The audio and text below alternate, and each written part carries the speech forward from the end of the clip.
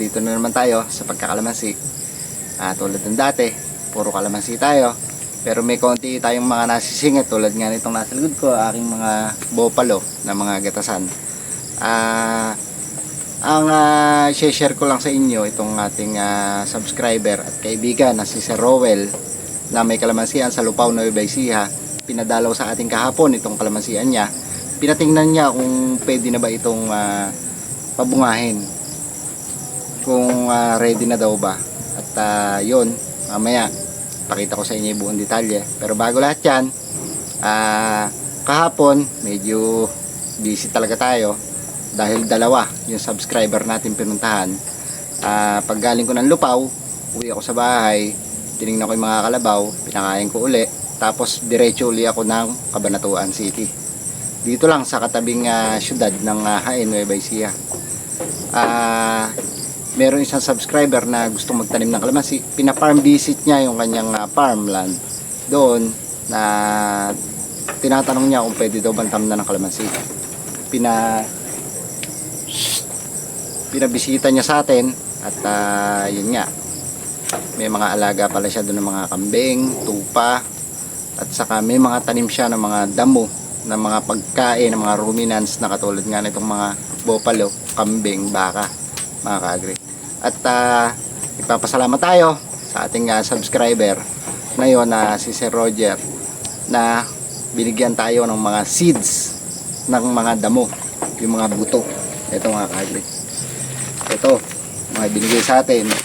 Ito yung mga buto ito ng mga damo na pampakain sa mga ruminants o yung mga tulad ng mga bopalo. So, tatlong klaseng buto yung binigay sa atin na to. At mukhang galing pa ito ng Nigeria kasi nagtatrabaho si Sir sa Nigeria.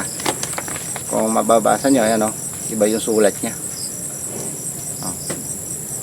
Kaya malaking pasalamat tayo sa kanya kasi kung tutusin, napakamahal na to dito sa atin pag bumili ka sa mga online na mga seller, yung mga buto ng mga ganito, lalo na ito, yung buto na to, maramais yata ito, buto ng maramais yata ito. Ang mahal to, 1 kilo po ang kada isang supot ng binigay niya sa akin, bali 3 kilo. At saka binigyan niya rin po ako ng mga stock ng Napier grass. Yun yung mga number 1 na pagkain din talaga ng mga bopalo.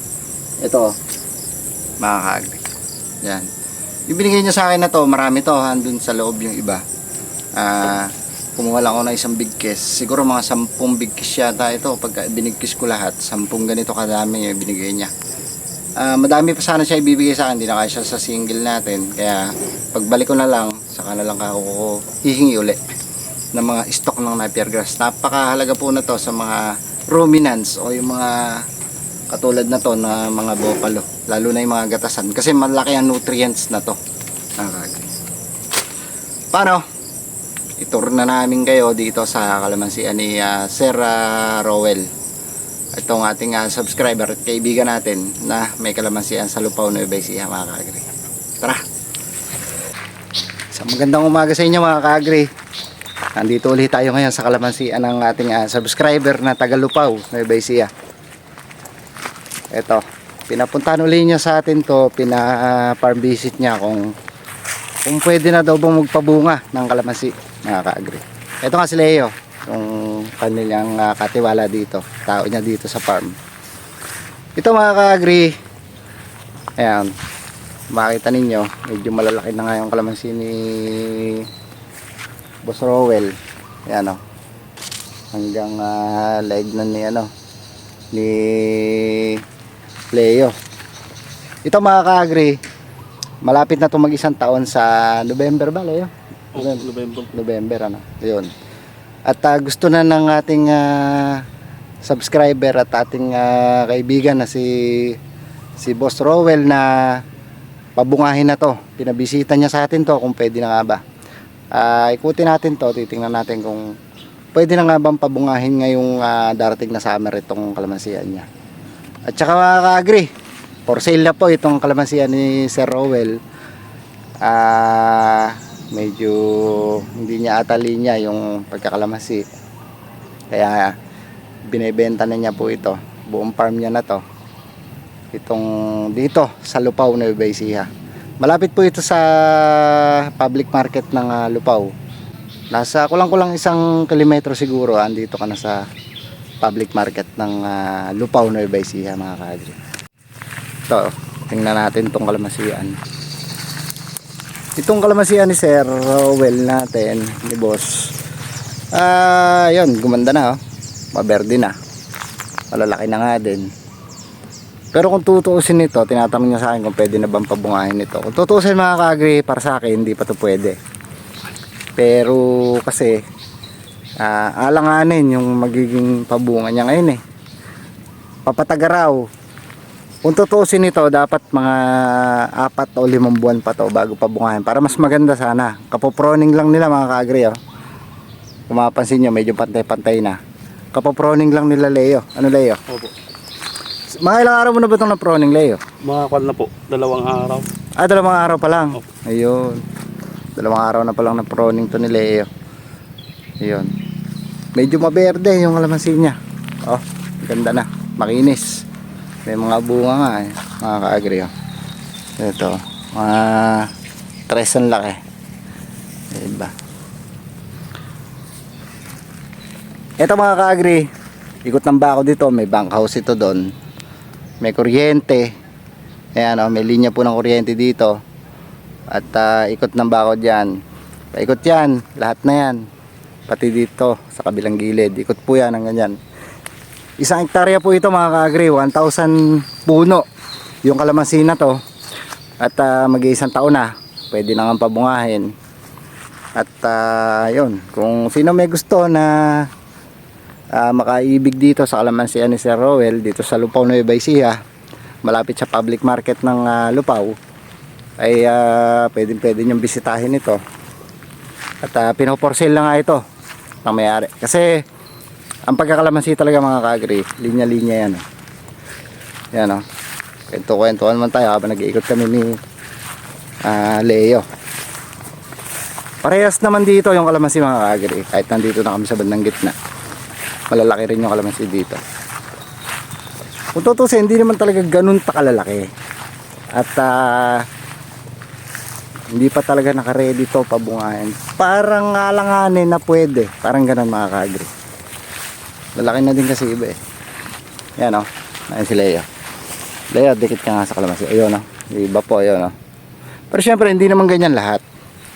May mga pailan-ilan din na medyo hanggang dibdib lang.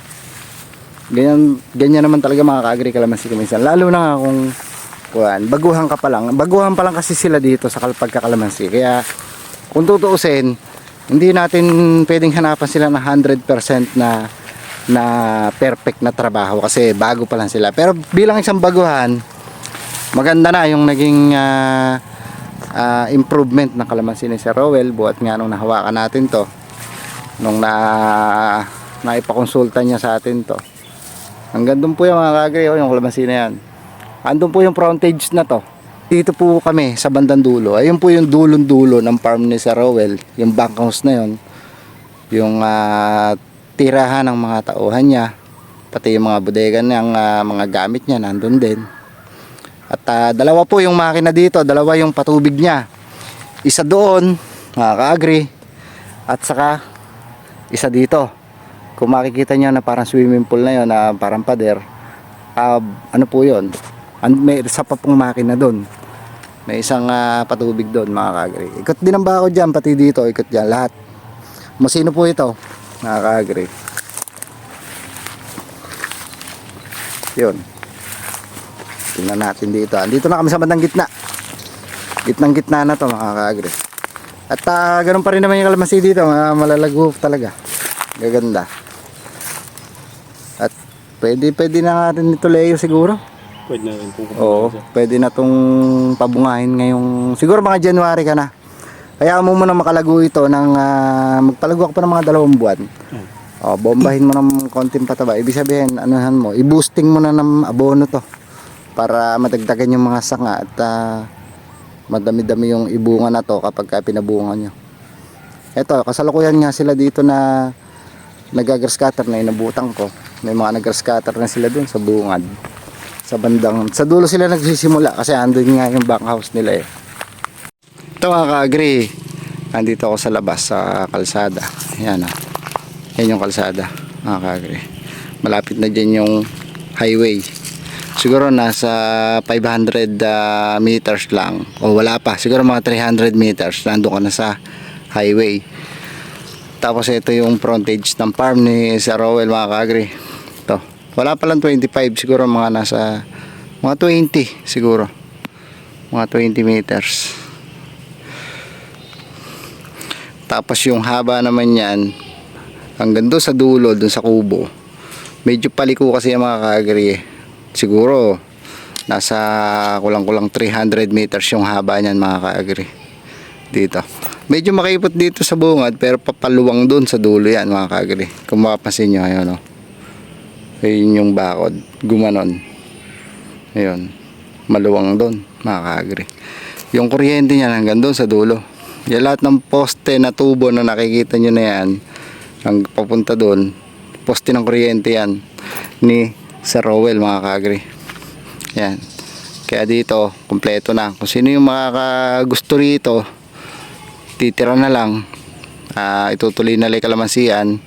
At yun, medyo inaanin na rin yung mga mag-umpisa na mag-aani dito ng mga punong kahoy na itinanim. Mawawala na yung mga sagabal na yan pag ano. Kasi anihin na din eh. Malalaki na din mga ka-agri. Kaya yan, pag naani yan, mas maganda. Pero inumpisa na rin nilang anihin to ng kapitbahay. Ayun na mga ka-agri. Kung makita nyo nga sila yun, ayan o, dikit sa kalamansi. Medyo malalaki pa rin dito kahit nandito sa bandang gitna. At ito nga kalamansian ni Sir Rowell, nag-improve na. Tulong na rin ng mga tauhan niya to na talaga namang hindi rin nagnanakaw ng oras sa pagtatrabaho kahit walang bantay. Kasi yung may-ari na to mga ka-agri ay nasa abroad. Buhat po nung binili yung lupa, nagtanim ng kalamansi, hanggang ngayon di pa po niya nakikita ng personal yung kanyang kalamansian. At to, lumaki na kay kalamansian niya nang hindi niya nakikita. Kaya po ibinebenta ito ng may-ari mga ka-agri. Parang hindi niya linya talaga yung pagkakalamansi. Yun lang talaga, hindi naman lahat talaga ng para sa lahat kasi yung pagkakalamansi mga ka-agri. Pag hindi mo talaga linya, wag mo na ipilit. Yun. O kung talagang kasi ang isang bagay kasi mga ka-agri, kung gustong gusto mo, magagawa mo na ayos. Siguro si Sir Rowell hindi niya talaga ganun kagusto yung pagkakalamansi, kaya siguro binebenta niya. Binebenta na niya yung kanyang farm dito, kalamansi farm dito sa Lupao, Nueva Ecija. Pero nai-set up na niya na maayos ito mga ka-agri, kumpleto na. Kaya yung mga kabilin na to, itutuloy na lang yung kalamansian na to. Naka-ready na to. Naging ano pa tayo naging agent pa tayo ng buy and sell ng lupa at saka kalamansian.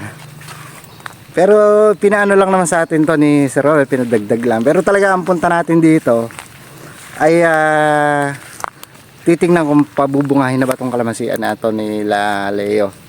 Pero ako mga ka-agri, tingin ko medyo alanganin kasi kung hindi magpapabunga ngayong tag-araw, hindi rin pwede sa tagulan. Medyo matatagalan naman kasi yung susunod na dapat na pabunga mo, kailangan December uli. Kasi yung mga batang kalamansi mga ka-agri, kung bakit hindi ako nagpapabunga ng tagulan, lalo na yung first quarter ng tagulan, mahina po ito sa hangin, malulutong pa yung sanga ng mga batang kalamansi. Kaya po pangkaraniwan pagka nagpapabunga kami ng mga bata pang kalamansi, bandang December, para po pagka lumaki na yung bunga niya, summer na, wala na pong hangin, hindi na po mababali ng mga hangin yung sanga. Ganun po kung bakit tayo medyo nag-aalanganin tayong pabungahin ngayong summer to, at mas alanganin naman po sa susunod na tagulan. Siguro pipilitin na namin itong pabungahin ito dahil patagaraw naman mga ka-agri, kahit hindi ganun kadami. Pero ito hindi kami aasa dito na sobrang dami kasi kukunti lang kasi yung sanga na paggagalingan ng bunga. Sabi ko nga kay Leo, siguro mga 2 buwan pa January na, pa January na, o dalawat kalahating buwan bago pa siya magpabunga para makalaki pa ng konti yung ano, o makalago pa ng konti yung kalamansi mga kaagri. Yun. Eto nga, nag-grass cutter na sila dito. May mga naumpisahan na sila kanina. Nung dumating ako, nag-grass cutter sila. Dinadamuhan na nila. At mag-karga na sila uli ng abono para mabilis lumaki itong kalamansi. Ayun. Para sa akin ngayon, pwede na rin to pilitin. Pero kung tutuusin, kung umpisa pa lang yung tagulan at ganito yung itsura ng kalamansi ninyo, pwede na kayo magpatagaraw na kayo bago kayo magpabunga. Ito kasi alanganin yung kanya na to, mga ka-agri. Paano? Hanggang dito na lang. Hanggang sa susunod na lang na vlogs, mga ka-agri.